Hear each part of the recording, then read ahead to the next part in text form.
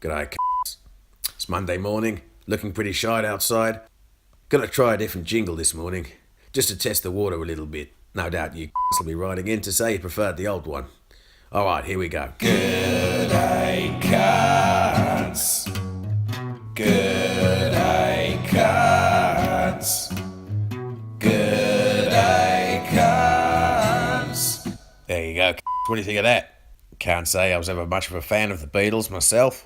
All a bit peace and love for my particular sensibilities. Right, let's take a look at the papers. Let's round up the papers. Been practicing my harmonies over the weekend. I mean, fuck me. If George Osborne can be a newspaper editor, I can be a one-man fucking Beach Boys. In fact, let's just stay on this story for a little bit. I've had the dubious pleasure of meeting George a few times, most egregiously the other year, when we met up to discuss how to kneecap those uppity c***s at the BBC, then embarked on a 3-day coke binge, which somehow resulted in me getting engaged to Jerry Hall. We're now happily married.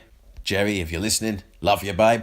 So I suppose in a way I should be thanking that Osborne. However, a smarmier you couldn't wish to not meet. Not to mention the fact that all of his stories involve disgusting initiation ceremonies to get into various exclusive dining clubs at university.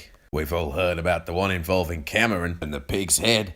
But did you know that George Osborne had to have full-on sex with the rest of the carcass? This he described to me in frankly unnecessarily intimate detail. Suffice it to say, I just about puked my head straight off my neck. And in case you're wondering, yes, there are indeed contingency plans to preserve and reanimate my head in some kind of tank, upon which I shall be donating the rest of my body to deviant students at Cambridge University. Maybe that's a little unfair. They can't all be deviants. Some of them are probably just c***s. In other news this morning, Snapchat. That's right. Murmurings afoot of a snap general election for May. And also for Corbyn. Joking aside, I'm all in favour of this. The Labour Party's in disarray right now, so this is the perfect chance to insulate yourselves against your own basic human rights for a good while yet.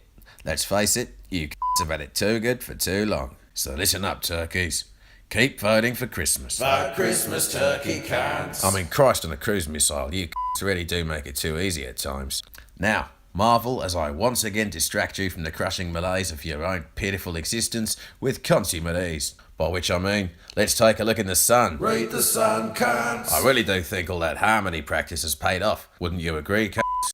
Anyway, looks like Richard Hammond has had another horror crash. This time on a motorcycle. I've got very little sympathy on account of the fact that I fucking hate motorcycles and people who ride them. The noise that comes from those things is a fucking assault. And the kind of people who ride them tend to be chrome-plated c***s. Haven't spoken to Jeremy Clarkson about this yet. No doubt I will.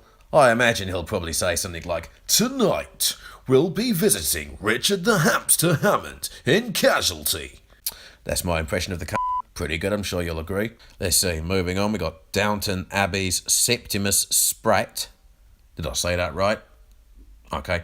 Launches pop career and reveals his crowd-funded album was inspired by David Bowie.